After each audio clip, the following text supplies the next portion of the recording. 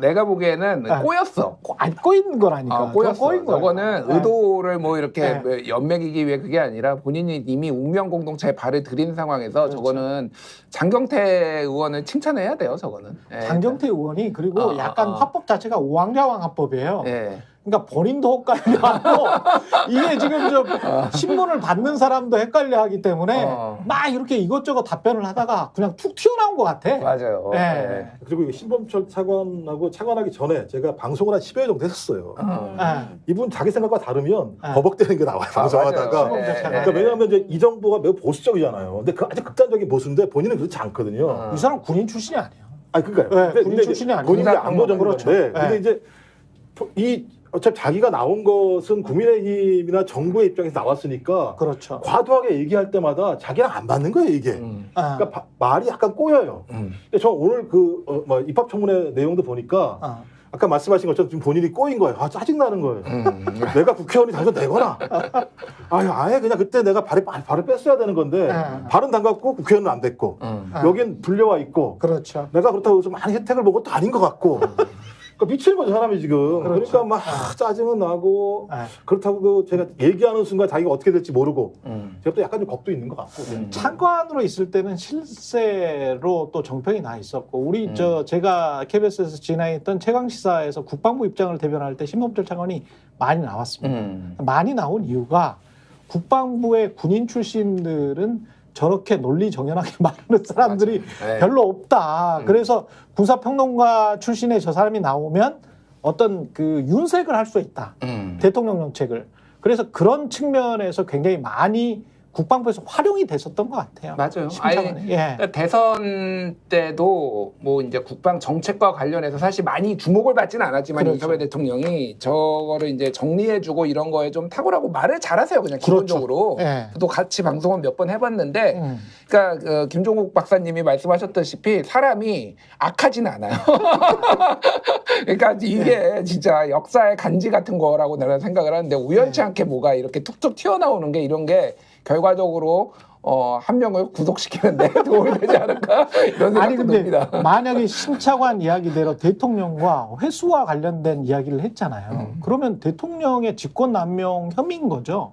그런 거죠. 이게 그러니까 이게 핵심적인 증거가 되는 거죠. 대통령이 회수 관련해서 본인이 이거를 뭐 이 수사 기록을 넘겨라 마라 하는 것 자체가 본인 지휘권은 있지만 그것까지는 없잖아요. 그렇죠. 그런데 이것을 회수에 관해서 굳이 통화를 했고 실제로 회수가 이루어졌다. 그리고 나중에 임성근을 구명하기 위한 것이었다까지 밝혀지면 이거는 수사에 외압을 행사한 것이 되고 직권남용죄가 이거는 봐야 되는 게 그러니까 이게 여기에서 발언을 한 게 우리가 지금까지 나온 정황 증거 그리고 모든 통화 기록은 다 한 사람을 가리키고 있잖아요. 그렇죠. 윤석열 대통령이 경로해가지고 여기까지 안 오면 설명이 안 되는 건데 이게 이제 만약에 기소가 돼서 법정으로 갔을 때 이게 얼마나 유의미하게 증거로 채택될지는 또 다른 문제예요. 그러니까 그렇지. 이건 확실하게 우리가 보기에는 확실한 스모킹건이라고 볼 수는 있지만 일단 국방부 장관은 대통령한테 지시받고 내가 그거를 회수하라고 한 게 아니라 내 자체적인 판단으로 회수를 하라고 지시했고 그 다음에 대통령하고 이제 그 관련돼서 내용을 얘기했다라고 주장을 하고 있잖아요. 그러니까 이종섭이.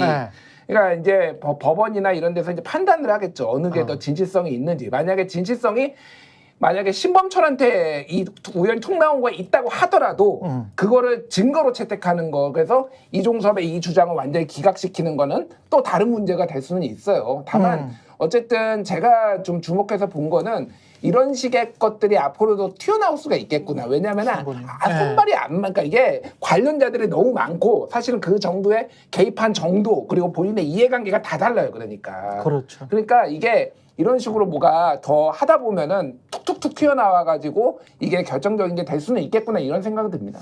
저는 어떻게 봤냐면 특검이 필요하다라는 게 다들 그렇게 느끼셨겠지만 정말 확인된 이 청문회였다라고 생각이 들었어요. 그러니까 이종섭, 임성근 두 명이 계속해서 처음에 그 선서를 하지 않은 것부터 시작해가지고 두 명이 계속 이거는 본인이 밝힐 수 없다, 말할 수 없다. 이종섭 전 장관의 경우에는 모든 것이 자기가 지시한 것이고 대통령의 지시는 없었다 이런 식으로 계속 얘기를 했지 않습니까? 근데 신범철 차관이 이렇게 툭 얘기가 튀어나올 정도로 하여튼 모두 다 대통령의 지시였다는 것은 알고 있다 이렇게 느껴지는 분위기였으나 다만 말을 못하는 것처럼 느껴졌고 그러면은 이 수사가 필요하다는 게 강제 수사로 물증을 가지고 진술을 왜 그렇게 했는가에 대해서 이 뒤집어야 되는 상황이구나. 이렇게 확인됐다 이렇게 보입니다. 근데 이 부분은요. 그러니까 이제 즉각 이첩하게 돼 있는데 장관 말에 의하더라도 자기가 자기의 권한이 없는 것을 회수하라고 지시했다는 거잖아요. 그러니까 장관 일단 걸려요. 그렇지. 근데 8월 2일 어떤 일이 벌어지냐면 아까 말씀드렸었잖아요. 안보실장이랑 이종섭 장관이랑 통화를 합니다.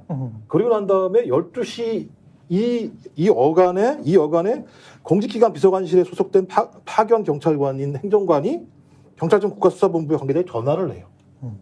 그러면 만약에 이첩을 장관이 지시했다고 하더라도 장관이 대통령에게 보고했건 안보실장에게 보고했건 보고한 내용을 공직기관 비서관실에서 이행을 한 거잖아요. 그렇죠. 그렇죠? 네. 그러니까 다 걸리는 거예요. 이리 걸리나 저리 걸리나 제가 볼 땐 여기에 개입을 했기 때문에 어떤 형태로든지 그다음에 아시겠습니다. 그 이후에 유재흥과 공직기관 비서관실이 계속 통화를 했었고 맨 마지막에는 일이 마무리된 다음에 유재흥과 공직기관 비서관 이시원 이 두 사람이 또 통화를 해서 마무리를 했기 때문에 저는 장관이 이첩 지시를 했건 대통령이 이첩 지시를 했건 정황을 보게 되면 직권남용의 내용도 다 이첩 나오는 거죠. 회수한 것은 네.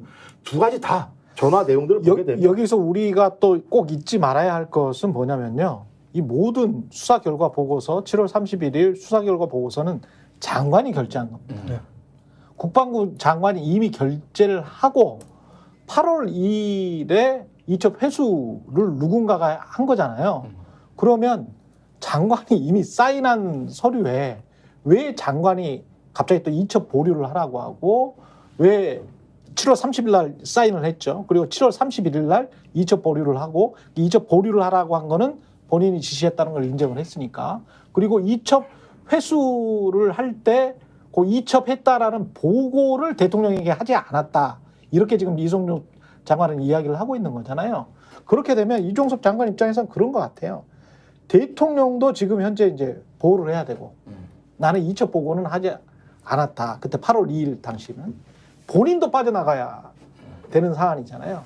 그래서 이첩 보류까지는 국방부 장관의 권한일 수도 있지 않나? 왜냐하면 수사 결과가 이게 약간 본인이 사인하긴 했지만 나중에 이제 법정에서 그렇게 말할 수도 있겠죠. 약간 미진한 것 같아서 수사를 이거를 다시 한번 해보라고 국방부 조사본부에 근데 직속이니까 다시 이제 한 거다라고 하면 본인은 그렇게 이제 빠져나갈 수 있을 것 같단 말이죠. 이첩 보류까지는. 근데 회수는 본인의 권한이 아니거든, 그거는. 그러니까 회수부터는 이제 그것과 관련해서 이미 이첩이 됐다는 보고조차도 대통령에게 하지 않았다. 그리고 회수는 그거는 지들이 어떻게 됐는지는 자기들이 어떻게 했는지는 나는 모르겠다. 나는 우즈벡에 있었으니까. 이렇게 지금 알리바이를 맞추고 있는 것 같습니다. 이종석 같은 경우는. 근데 다른 사람들도 이종석과 똑같은 입장이잖아요. 대통령도 보호해야 되고 본인도 빠져나가야 되고 여기에서 덫이 곳곳에 지금 숨어 있기 때문에 누군가는 발목이 잡힐 것 같다. 그리고 이게 분명히 그렇게 보여진다. 이번 입법청문회에서. 예. 그러니까 스픽스는 말하는 언론입니다. 대세는 유튜브, 그중에서 스픽스. 좋아요, 댓글, 구독, 알림 설정. 여러분이 저희를 사랑해 주시고 우리가 여러분을 사랑하는 4가지 방법입니다.